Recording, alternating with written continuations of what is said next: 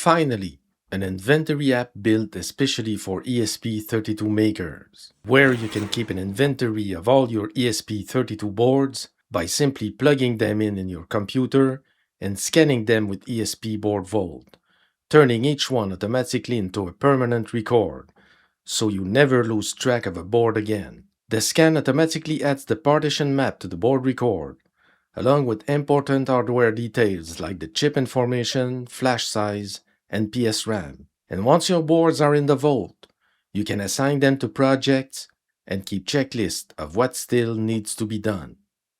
The exceptional dashboard gives you a clear overview of your ESP32 Maker workshop. You can quickly see how many boards and projects you have, what kind of ESP32 chips are in your collection, how your projects are progressing, how efficiently your flash partitions are being used, and many other insights that help you better understand your Maker workshop. It turns your pile of boards into something organized, searchable, and easy to understand. ESP Board Vault is a free, local-first desktop app for ESP32 makers. With no account, no cloud, and no telemetry, everything stays on your computer. My gift to fellow ESP32 makers. Now let's see how to install this free application step by step and start building your ESP32 inventory by scanning your boards.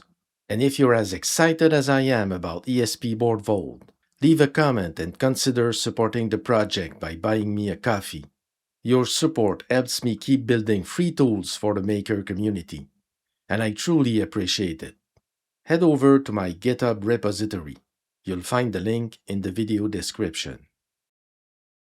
There are instructions installation for Windows, macOS, or Linux. Since I'm using a Windows computer, I download the Windows Portable version. Once the download is complete, create a folder for the application. Unzip the package into that folder, and then open it by double-clicking espboardvault.exe. And that's it. There is no account setup, no cloud sign-in, and no subscription step. ESP Board Vault is local first, so your board records, project notes, scan results, images, settings, and backups stay on this computer unless you decide to export them yourself. The easiest way to add your boards to your inventory is to let ESP Board Vault do it for you. Start by plugging your ESP32 boards into the USB ports on your computer. Then go to the Scan Board section. Click Scan Boards. If more than one board is connected, you can choose which boards you want to scan. In this case, let's scan both. ESP Board Vault now scans both ESP32 boards and reads their hardware information. When the scan is complete, click Add All New, and the boards are automatically added to your inventory. To see them, go to the Boards section.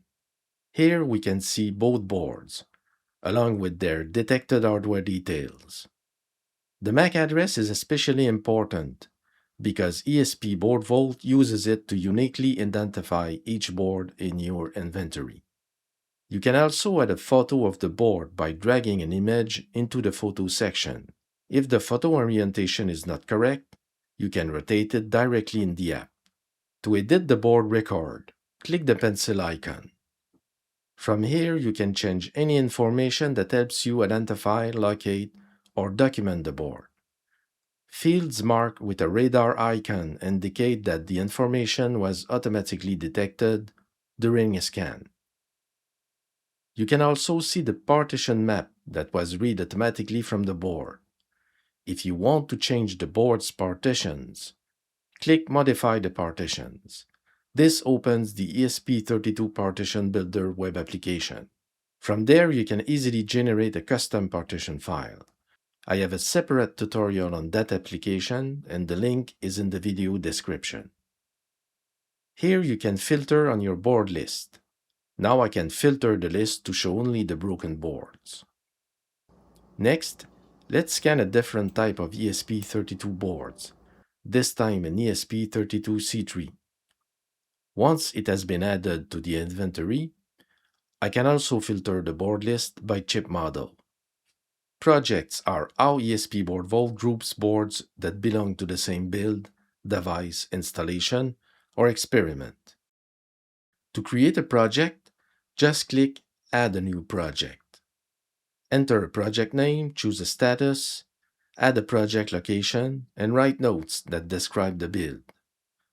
You can use projects for anything you want to remember as a complete system: a home automation node, an installation sensor, a customer device, a display project, a firmware experiment, or a test rig. You can also add a project photo to capture the build, enclosure, wiring, or installed device. With a project selected, you can assign existing boards to it. You can assign as many boards as you want. From here, you can open a board directly to inspect or edit its record. You can also remove a board from the project without deleting it from the vault. If you delete a project, the board assignments are cleared, but the board themselves are not deleted. They stay safely in your vault. Every project has its own checklist. This is where you track the work needed to finish, repair, install, or test the build. To add a custom task, type a checklist item, choose a category, optionally link it to a board, and add it to the list. For common maker workflows, you can also use checklist templates. These templates can add tasks, such as flashing firmware, labeling the board, verifying pin assignments, etc. When a task is done, mark it complete. You can show or hide completed items. You can edit a task, add notes, or link it to a board. You can reorder the list so the next work item stays at the top. The checklist progress updates in the project list and on the project detail page, making it easy to spot projects that still have unfinished work. The dashboard is the quick overview of your ESP Board Vault. Boards tracked shows how many boards records are in the vault. Projects shows how many project groups exist. Available boards show how many boards are ready to use. Boards need attention calls out anything broken, unknown, or waiting for firmware. This is the boards by chip family.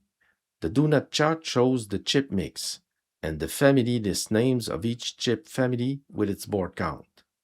Below that, scan freshness shows which boards were scanned recently, which scans are stale, and which boards have never been scanned.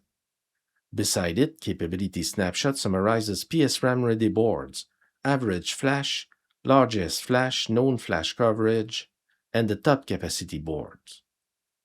Let's look at Partition Insights.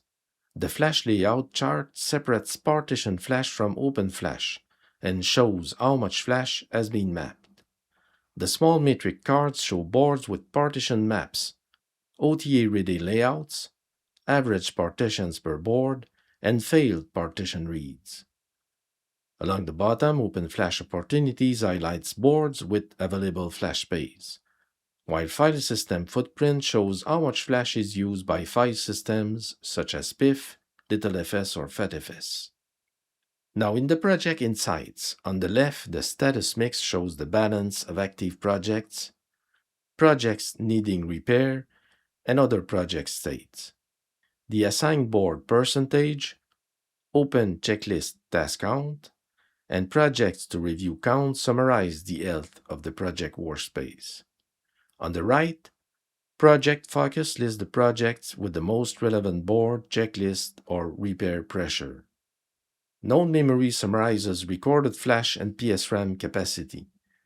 Board state shows whether the vault is ready overall, including available, in-use, and broken boards. Lab organization shows how boards are distributed across projects and unassigned inventory. Next is Vault activity. This card shows total events, active days, the busiest day, and a heat map of activity across the last 26 weeks. Finally, recent activity lists the latest board events, such as updates and connections, with the board status shown on the right. This is the fastest place to confirm what changed most recently in the vault. Because ESP Board Vault is local first, backups matter. Open Backup and Restore to create a portable copy of your vault. The page shows the last backup status and whether a backup is current, stale, missing, or from a different app version. Click Export Backup to create one zip file containing the Vault database and copy the images. The backup includes structured Vault data, project checklist, and image attachments. It is the file you should keep somewhere safe if you want a copy outside the app folder.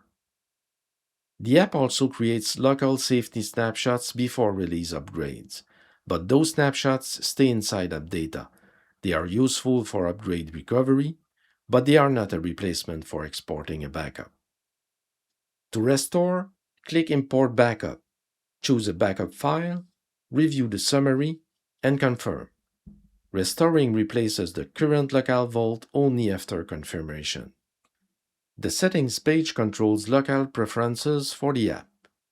In Appearance, switch between Lark and Dark mode.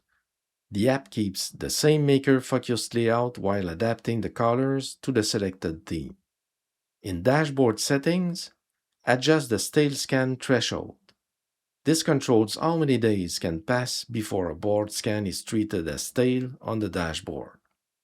In Windows Settings, reset the remembered app window size if the desktop window layout gets anchored. In App Data, review the current app data location. This folder contains the local vault database and Electron profile files. You can copy the path for troubleshooting or change the app data location if you want the vault data stored somewhere else.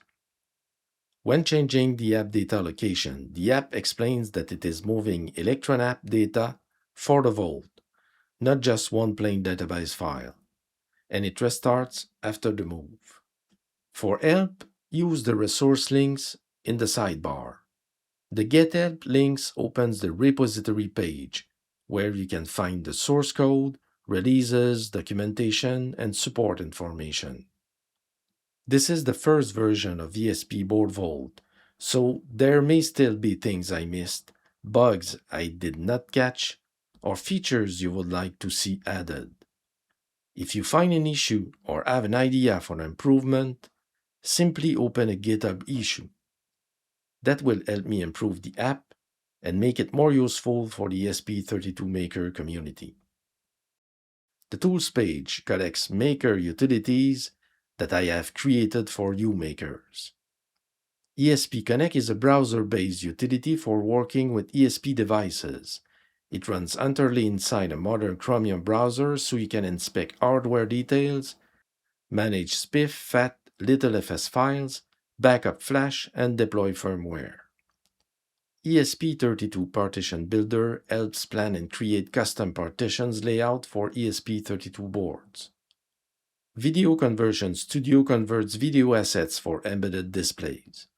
You take regular video or audio files and turn them into output that fits ESP32 display project. GPIO Viewer offers real-time visualization of GPIO pin activities directly in the web browser to inspect pin states, confirm board behavior, and make wiring or signal activity easier to understand and troubleshoot. Arduino Maker Workshop is a Visual Studio Code extension for Arduino Maker development. ESP Board Vault is designed to answer the questions every ESP32 maker eventually runs into. What is this board? Where is it installed? What firmware is on it? What wiring does it need? And how do I reproduce, repair, or continue this project later? Use boards to keep your hardware inventory organized. Use projects to track real builds. Use checklists to remember what still needs to be done. Use backups to protect your vault. And use the built-in tools to support the maker workflow around it. Everything stays local, organized, and ready for the next time you come back to the bench. That's ESP Board Vault, built for ESP32 makers and made to keep your workshop under control. Thanks for watching.